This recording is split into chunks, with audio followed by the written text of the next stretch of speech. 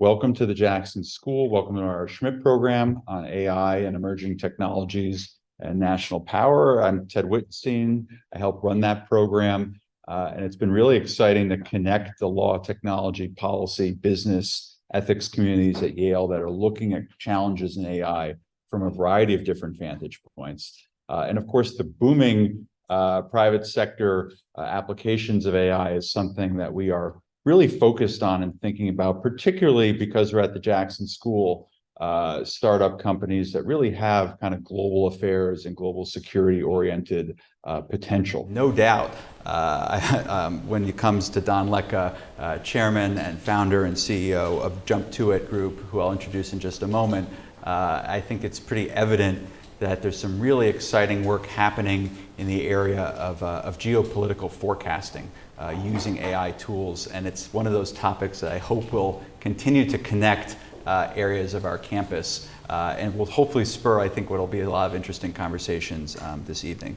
So Don has a really interesting and varied career. He started out as an international relations undergraduate, as a business school MBA, but he's a technologist. He has over 20 years of experience in AI, cloud computing, data technologies, and as you'll see with Jumptuit, it's sort of a focus on kind of AI-driven forecasting and real-time data that can maybe help a wide range of organizations, whether it's in the public sector, private sector, nonprofit organizations, try to make and anticipate, not just make real-time decisions, but anticipate a variety of future challenges that can result, whether it's related to geopolitics or economics or a variety of other risk factors. So I think there'll be some exciting demos that'll give this a better flavor than listening to myself talk. So I'm delighted that Don and his colleague Bijan are here. And so what I'll do is invite Don up here to kind of give us a kind of overview of the platform that they've developed, some interesting demos that I think will help situate you in the conversation. And then I'll sit down up front here and help moderate a conversation that I hope will be interactive and fun with all of you. So Don, thanks for coming up to New Haven, and I'm going to give you the floor. Thank you.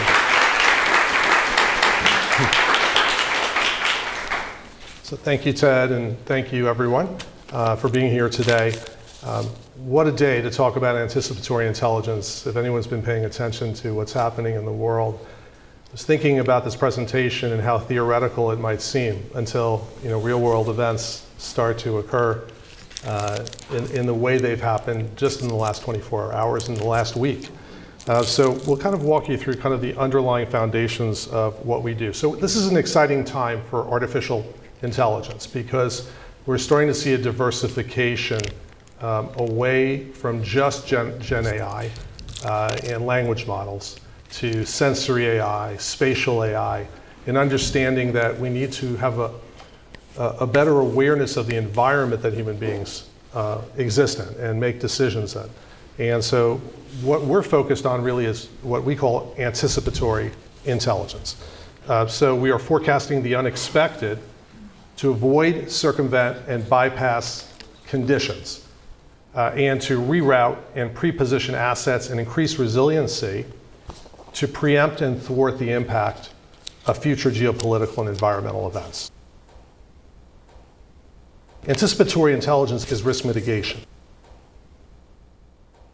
Anticipatory intelligence is deterrence.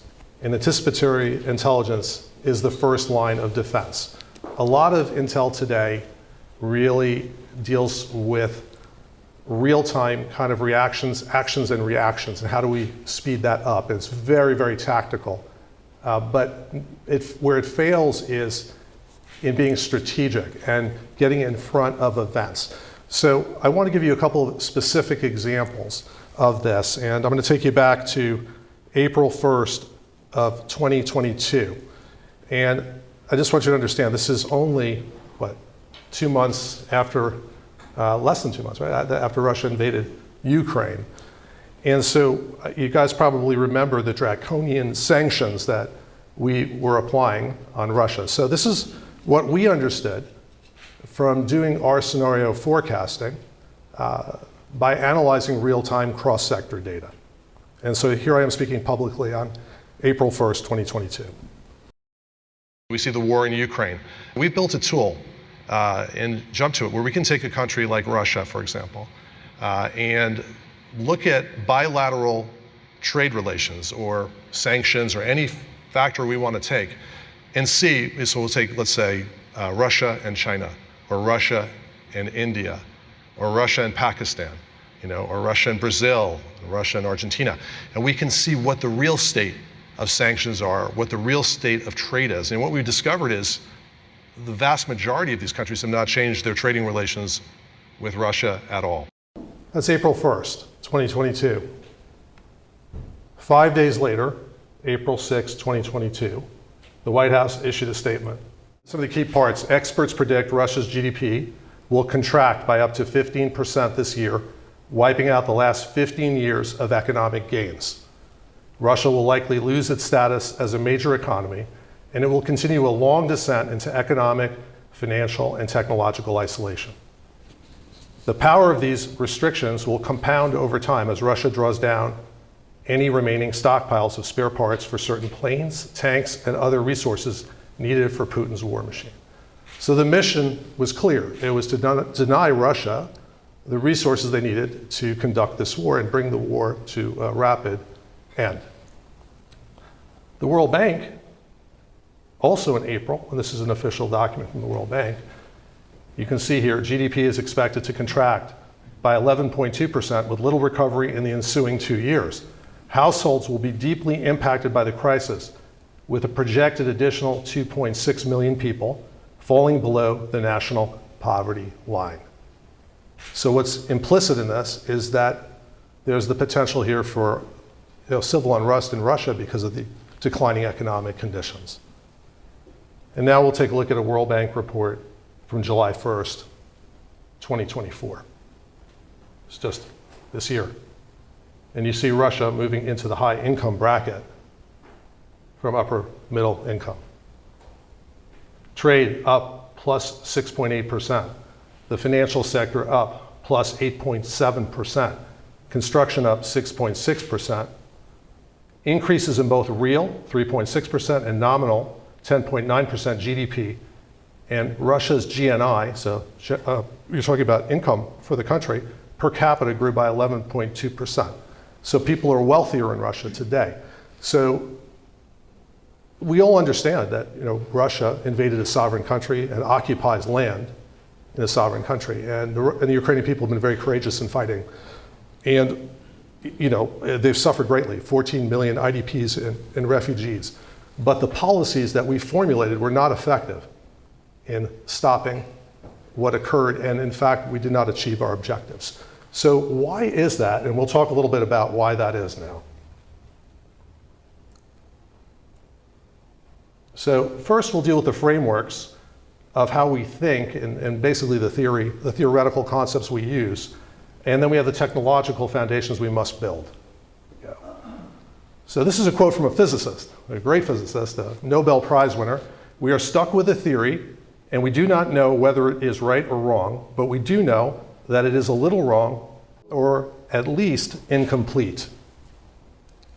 And that's true for every theory. And that's how the world has functioned for a very long time. We're very much focused on historical data, and we rely heavily on theories, whether they're economic theories, political theories, scientific theories. The other concept here is it's a German word, Umwelt.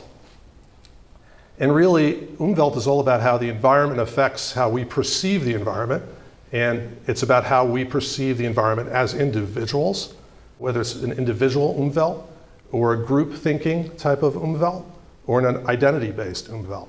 And so this concept is important because we're only perceiving a very narrow band of reality. We know that from the electromagnetic spectrum, that humans only see a very small range. And actually, many animals see more than we do, other living organisms, but also from the perception of how we perceive events. Umwelt is a very important concept to understand. So this is where we come from in terms of from a data standpoint, and actually in every respect. This is a study that was just published by the Smithsonian and the University of Arizona just this past month. And it is a climate model going back 485 million years. It's a very interesting study, you should read it, but from the standpoint of this presentation, what's very interesting from our standpoint is of those 485 million years of life on the planet, we have only been in a position to have global synchronization of observation of the planet, beginning in 1960 with the launch of the TIROS-1 satellite, which is a meteorological satellite. There were buoys, like only 20 buoys in the ocean that were meteorological buoys from 1951 to 1970. And we only got to a point in terms of compute power, hardware and software, where we can synchronize cross-sector data sets to observe the planet. As a foundation, we looked at Dr. Werner Suomi, who developed, he's considered the father of satellite meteorology. He developed the flat plate radiometer and the spin scan camera, which takes synoptic images of the Earth so we can see this large scale phenomenon. Before this, we really could not understand complex phenomenon on the planet. So that was critical. And so satellite technology was obviously a critical element to our being able to observe things on the planet.